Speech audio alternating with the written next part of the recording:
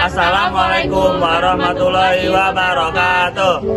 Kami dari kelompok 6 ingin mengklasifikasikan bagian jenis-jenis tumbuhan seperti tumbuhan terong, cabai, jeruk limau, rambutan, dan tumbuhan anggur. Selamat menyaksikan. Bismillahirrahmanirrahim. Assalamualaikum warahmatullahi wabarakatuh. Saya dari anggota kelompok 6 Resminavian ingin menjelaskan tentang tumbuhan terong atau mengklasifikasikan tumbuhan terong. Nah, jadi tanaman terong itu mempunyai akar tunggang dan cabang-cabang akar yang dapat menembus kedalaman tanah sekitar 80-100 cm. Batang berbentuk silindris, arah tumbuh batang tegak lurus, sedangkan arah tumbuh cabang condong ke atas. Batangnya tumbuh tegak dan cabang-cabangnya tersusun pada berbentuk bulat. Daun terong besar, hijau, dan kasar. Bentuknya bulat, telur dengan ujung tumpul, dan pangkal daun yang membulat, tepi daun yang rata. Terong memiliki tulang daun menyirip, daun tunggal, dan letak daunnya tersebar. Tanaman terong termasuk tumbuhan dalam kategori dikotil atau biji berkeping dua. Bentuk bunga tanaman terong menyerupai bintang, terdiri atas 5-6 helai kelopak bunga. Untuk tanaman selanjutnya akan dijelaskan oleh Nurul Dian Arwulan. Selanjutnya kami akan mengklasifikasikan tanaman cabai rawit hijau. Nah, untuk jenis akarnya, akar cabai rawit hijau ini merupakan akar tunggang yang berfungsi untuk menyerap air dan nutrisi dari tanah. Yang kedua ada jenis batangnya. Jenis batang pada cabai rawit hijau ini berbentuk tegak dan berkayu.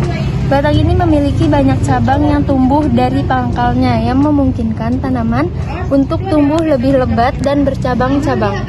Lalu yang ketiga untuk jenis daunnya, daun cabai rawit hijau ini berbentuk lonjong atau oval dengan ujung meruncing. Daunnya ini memiliki warna hijau yang cerah dan permukaannya agak kasar.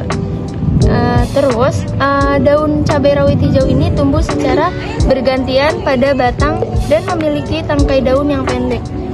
Lalu untuk jumlah kelopak atau mahkota bunga pada tanaman cabai rawit hijau ini terdiri atas 5-6 helai kelopak bunga.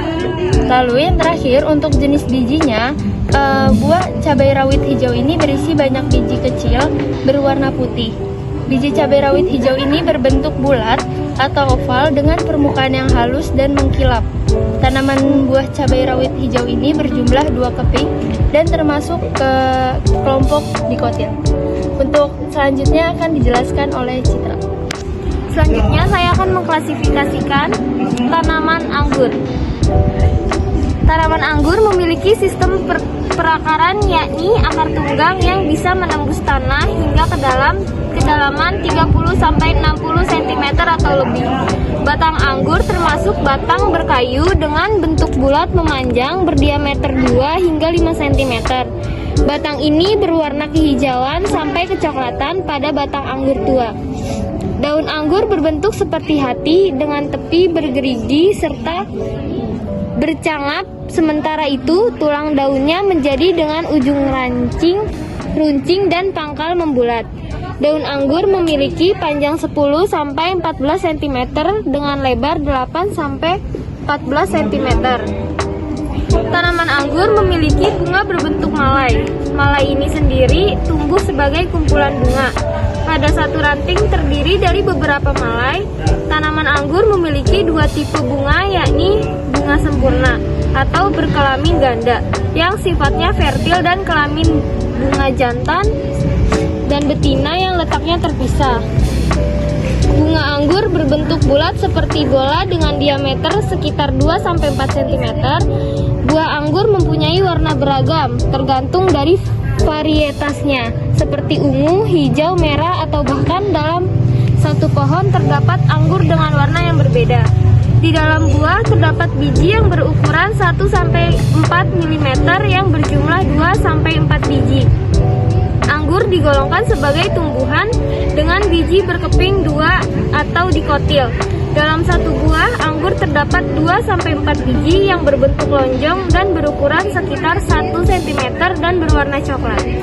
Selanjutnya akan dilanjutkan oleh Fatima Zahra. Selanjutnya saya akan mengklasifikasi tanaman jeruk. Akar jeruk nimo termasuk dalam jenis akar tunggang. Batang tanaman jeruk berbentuk bulat dan ditumbuhi mata tunas. Batang tanaman jeruk yang terlihat kasar. Daun tanaman jeruk berbentuk bulat lonjong menyerupai telur, berwarna hijau tua dan terlihat tebal. Tidak terdapat bulu pada kedua sisi daun, dan tulang daun berbentuk menyirik beraturan walaupun ada juga yang berselang-seling. Jeruk merupakan tanaman berbunga majemuk dengan jumlah 4-5. Buah jeruk ada yang berbentuk bulat, oval, dan ada pula yang berbentuk lonjong. Kulit buahnya ada yang tebal dan alot, ada pula yang tipis dan mudah dikupas. Pada tanaman jeruk, biji terdapat pada bulir buahnya. Ketersediaan biji pada tanaman jeruk tergantung varietasnya. Nah, tanaman jeruk ini termasuk ke dalam jenis biji berkeping 2 dan juga termasuk jenis tanaman dikotil. Selanjutnya akan dilanjutkan oleh Resvin. Baik, kembali lagi dengan saya Resvin Alfian. Saya akan menjelaskan dan mengklasifikasikan tumbuhan rambutan. Nah, tumbuhan rambutan ini memiliki akar tunggang. Akar dari tanaman rambutan ini berwarna coklat dan memiliki serabut akar yang berfungsi sebagai penyerapan air mineral yang ada di dalam tanah. Nah, selain itu, tanaman rambutan ini memiliki tudung akar, di mana ini akan melindungi akar terhadap kerusakan yang menembus tanah. Batang dari tanaman rambutan ini agak sedikit keras serta tidak rata dan termasuk pada tanaman yang berumur panjang. Batang tanaman rambutan juga banyak cabang dengan arah dari cabang tersebut adalah horizontal. Untuk daun dari tanaman rambutan ini memiliki ukuran yang panjang dan kecil serta di bagian ujungnya meruncing. Daun ini berjenis majemuk yang berselang-seling dengan bentuk menyirip. Selain itu, pada bunga tanaman rambutan ini terdapat putik mahkota dan benang sari. Benang sari dari tanaman rambutan terdiri atas serbuk sari, kepala sari, dan tangkai sari. Sementara untuk putik terdiri bakal biji, tangkai buah, hingga bakal putik. Termasuk dalam bunga yang majemuk dengan kelipatan 4-5. Rambutan ini berbentuk bulat yang panjang. Nah, kulit dari tanaman rambutan ini berbulu. Ada yang berbulu panjang dan ada juga yang berbulu pendek. Buah dari tanaman rambutan ini memiliki warna yang bervariasi, di mana buah rambutan akan berwarna hijau apabila ia masih muda, lalu akan berubah hingga menjadi kuning, hingga ke warna merah. Kalau warna merah warna matang ya. Biji tanaman rambutan termasuk ke dalam biji tertutup. Sekian. Ini adalah sawi putih. Nah, sawi putih ini yang pertama akan direndam oleh pewarna hijau. Dan sawi putih yang kedua direndam dengan pewarna merah. Takarannya sama ya. Sama-sama takaran dan memakai gelas takaran juga. Nah, ini proses sawi putih yang sudah diletakkan ke dalam pewarna, masing-masing warna hijau dan warna merah. Nah, kita lihat perubahan dan bentuk dari sawi-sawi putih tersebut.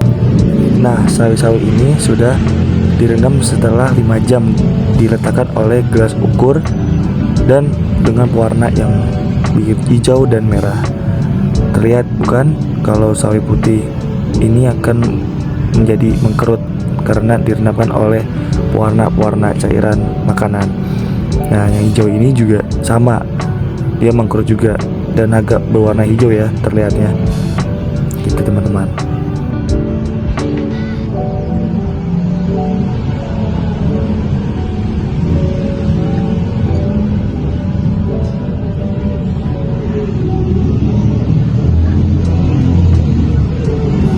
Putri Malu atau Mimosa pudica adalah perdu pendek anggota suku polong-polongan yang mudah dikenal secara daun-daunnya yang dapat secara cepat menutup atau layu dengan sendirinya saat disentuh.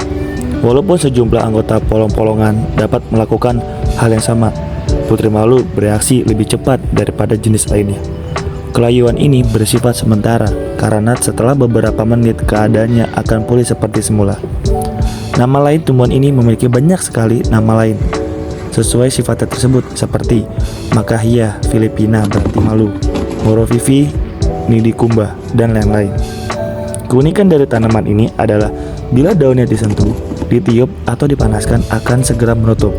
Hal ini disebabkan oleh terjadinya perubahan tekanan turgor pada tulang daun. Rangsang tersebut juga bisa dirasakan daun lain yang tidak ikut tersentuh.